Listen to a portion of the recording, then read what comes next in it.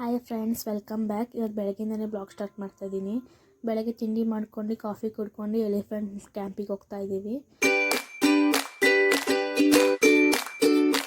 ನಾವೆಲ್ಲ ಬಂದಿರೋದು ನೋಡಿ ಆನೆ ಖುಷಿ ಆಯಿತು ಅನಿಸುತ್ತೆ. ಡ್ಯಾನ್ಸ್ ಎಲ್ಲ ಮಾಡ್ತಿತ್ತು, ಆಮೇಲೆ ಸ್ವಲ್ಪ ಹುಲ್ಲು ತಿಂತು. ಆಮೇಲೆ ಕೆಲವು ಆನೆಗಳು ಕೆಲಸ ಮಾಡ್ತಿದ್ವು. ಒಂದು ಆನೆ ಅದ್ರ ಪಾಡಿಗೆ ಅದು ಕೆಲಸ ಮಾಡ್ತಿತ್ತು. ನಮ್ಮ ಫ್ರೆಂಡ್ಸ್ ಎಲ್ಲ ಹುಡುಗಿ ಆನೆ ಅಂತ ಹೇಳ್ತಿದ್ರು. ಅದಕ್ಕೆ ನಮ್ಮ ಸರ್ ಹುಡುಗಿ ಆನೆ ಅಲ್ಲ, ಅದು ಮುದುಕಿ ಆನೆ ಅಂತ ಹೇಳಿದ್ರು. ಅದು ಕೋಪ ಬಂತು ಅನಿಸುತ್ತೆ, ಎಸ್ಬಿಟ್ಟು ನಿಂತ್ಕೊಬಿಡ್ತು.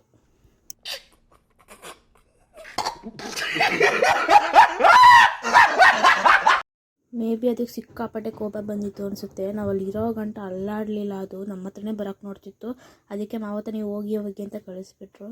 ಅಲ್ಲಿಂದ ಬಂದು ನಾವು ಮತ್ತೆ ಬೇರೆ ಕಡೆ ಹೋಗ್ತಾ ಇದ್ದೀವಿ. ಎಲ್ಲರೂ ಡ್ಯಾನ್ಸ್ ಎಲ್ಲ ಮಾಡಿ ನಾವಿವಾಗ ಹತ್ತಿರಪಲ್ಲಿ ಫಾಲ್ಸಿಗೆ ಹೋಗ್ತಾ ಇದ್ದೀವಿ. ಹತ್ಕೊಂಡು ಹೋಗ್ತಾ ಇದ್ದೀವಿ. ಫುಲ್ ಬಿಸಿಲಿತ್ತು. ಮೇಲಿಂದ ಫಾಲ್ಸ್ ನೋಡಿ ಹತ್ರದಿಂದ ನೋಡಬೇಕು ಅಂತ ಕೆಳಗೆ ಇಳ್ಕೊಂಡು ಹೋಗ್ತಿದ್ದೀವಿ. ಇಳ್ಕೊಂಡೋಗಿ ಹತ್ರದಿಂದ ನೋಡಿ ಫುಲ್ ಖುಷಿಯಾಗೋಯ್ತು. ಎಲ್ಲರೂ ಫೋಟೋಸು ವೀಡಿಯೋಸ್ ಎಲ್ಲ ಮಾಡಿಕೊಂಡ್ರು.